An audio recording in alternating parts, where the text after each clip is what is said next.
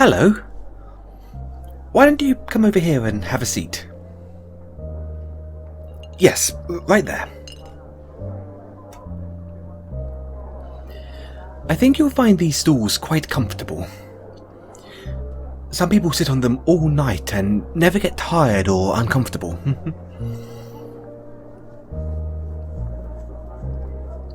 Do you like it? My bar? Before I take your order, I'd like you to sit a while and appreciate where you are. This is no ordinary bar. It's quite special.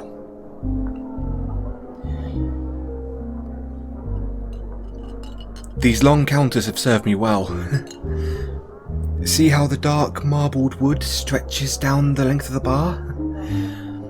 This smooth old oak covered thick with resin. Not a scratch on it, not one. I can slide drinks and bottles down this bar day after day, but it never gets a scratch. That's because I polish it every night, whether it needs it or not. No one ever slams a flagon down too hard or breaks a bottle on this counter. No one gets upset or smashes things against it. I wouldn't allow it. The master of the joint wouldn't allow it either.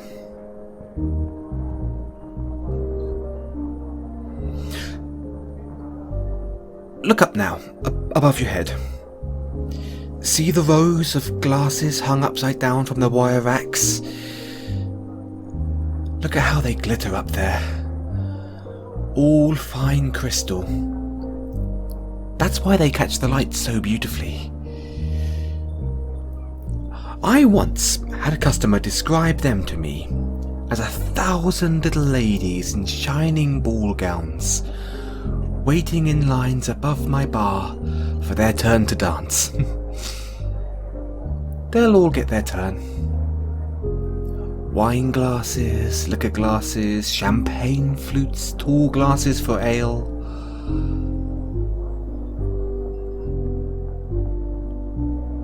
When one sits here long enough, talking and drinking, they inevitably begin to speak louder and more boisterously, their laughter filling the room. Eventually, their speech becomes warm and dull, babbling a little more quietly and slowly like a brook. Then, after quite some time, they always stop speaking. They look up. They sit content and look up, lost in thought. And when that happens, they always look at the rows and rows of sparkling glasses swimming in their eyes. From that view, the motes of light spread out from tiny points into wide circles, and they spread out seemingly to make the whole world glimmer.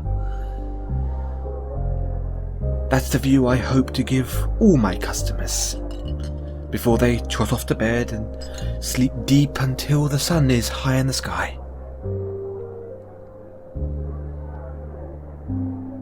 Does anyone ever drink too much? Not here, no. I make sure of that. I'm very good at my job. Everyone leaves this bar happy and drunk, but they never have too much, they never get sick, and they never wake up in the morning with a bell tolling between their ears.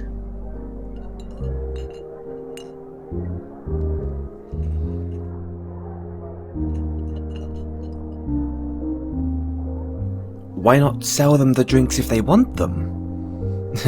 Well, I'm lucky enough to be in a position where I don't have to make that much money. I am a bartender because I love the profession, but I do not love getting people miserably drunk. I like keeping them happy, jovial, and warm. Of course, the master of the joint wouldn't allow it either, but he has never had to tell me so. Oh, ready to order? Of course, but wait just a moment more. There's something else I'd like to point your attention to. Once you've become acquainted with my bar, you may come back any time, sit down and have your drink right away.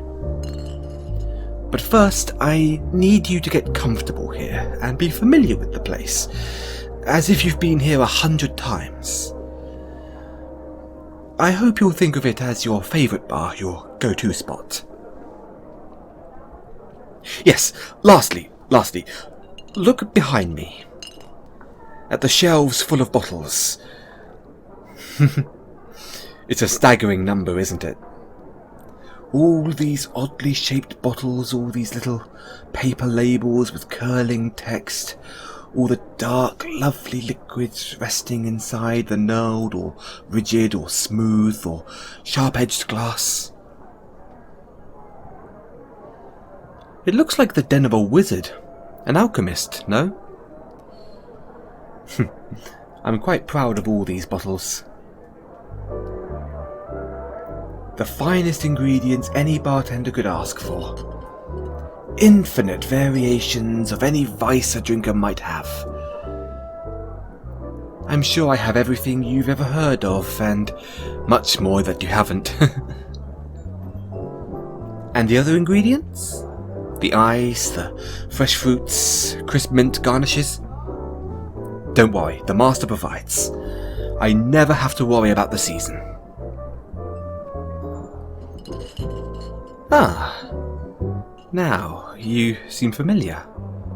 You seem comfortable. Now I think you're ready for a drink, don't you agree? Yes? Good. Ah, don't worry about ordering. I know what you want. I think I know you well enough by now. Yes, you guessed it.